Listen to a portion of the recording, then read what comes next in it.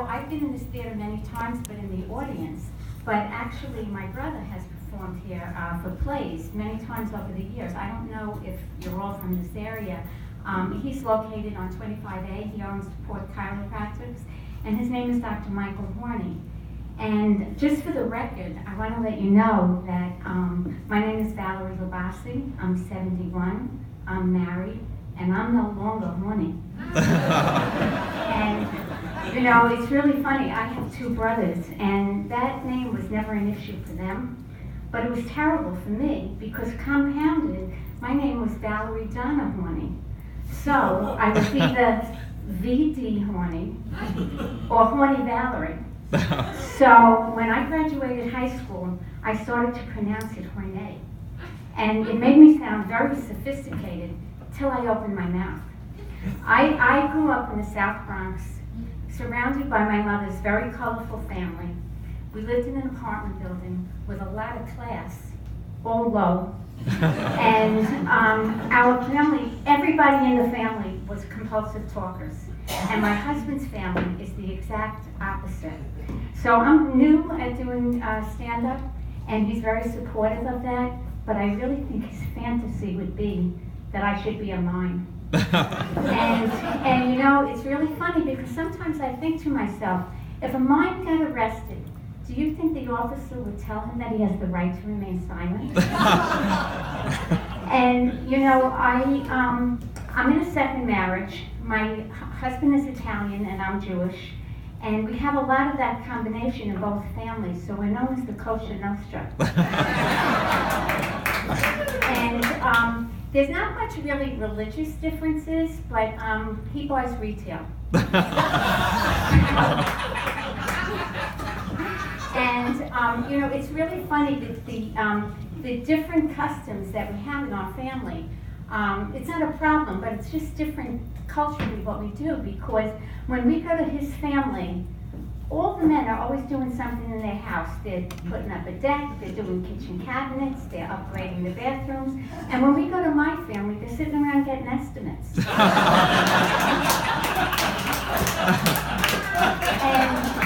and you know, my first marriage, when things started to go like a little bad, my husband got so paranoid that he wouldn't eat my cooking. He thought that I was trying to poison him. So he actually contacted the rabbi. And the rabbi suggested that we both come in, that he would see each of us separately, and at the end of the session, he would bring us in together. So I went in first. And after 2 hours, when I walked out of the room with the rabbi, he turned to my husband and he said, "Take the poison."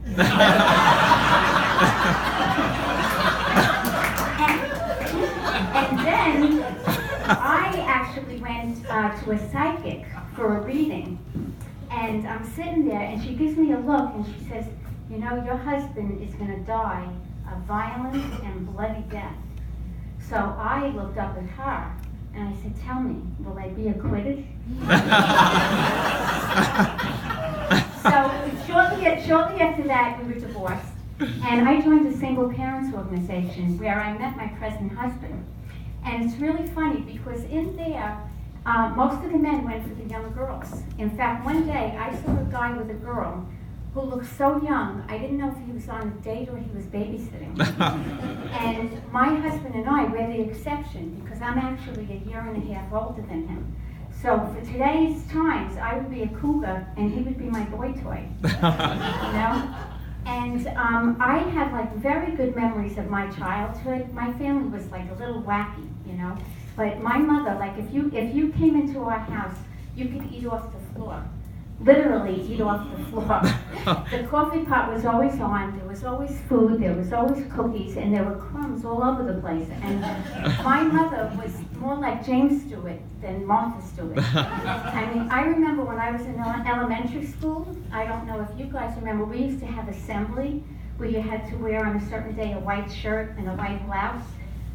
When I would tell my mother to please iron my blouse, she'd say, "Put it on; it'll straighten out on your back." and I think that's what the doctors mean when they say somebody has an iron deficiency. And my mother was also blind as a bat. She didn't like to wear her glasses. So one day she goes to our neighbor Terry's house. She's having coffee and she looks up and she says, "Oh my God, I didn't realize how late it was. I have to get home." And Terry says to my mother, "Clara, Robert has arts and crafts. You're looking at a clock made from a paper plate." And then we had company all the time. And my uncles were such characters. You would have to bring them everywhere twice. Once to introduce them and the second time to apologize. And the three of them actually became partners in a kosher Japanese restaurant. And they named it So Sue Me. Now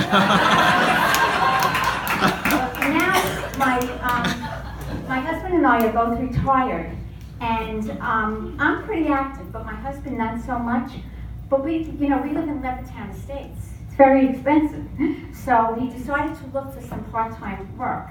And he went out one day and he comes home in the afternoon and he says to me, "I went for an interview, but I didn't get the job because they said I was overqualified." So I said, "Overqualified? Where did you go?" And he says, "The sleep clinic."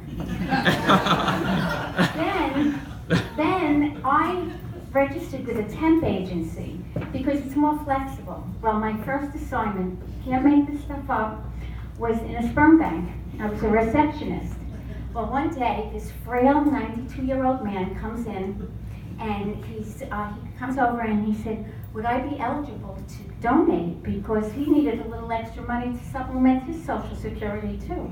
So we don't discriminate because of age. So I gave him a jar and a magazine, and I told him to go into a room. He knew what he needed to do. And I said, "When you're done, come out." Well, after 15 minutes, he wasn't out.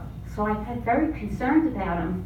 So I started to walk. I was going to check up on him. So I started walking towards the door, and all of a sudden I hear, "Oh, oi, oh God." And I said, "Mr. Goldstein, are you having a problem?" He said, "Yeah, I can't open the jar." And then, I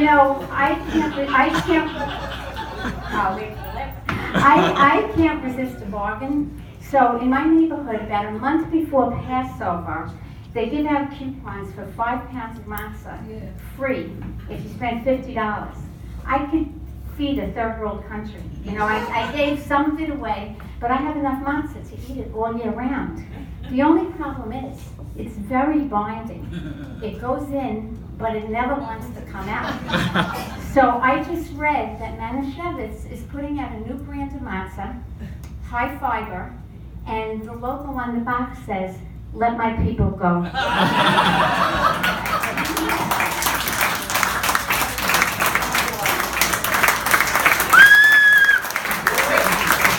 Excellent. Come on.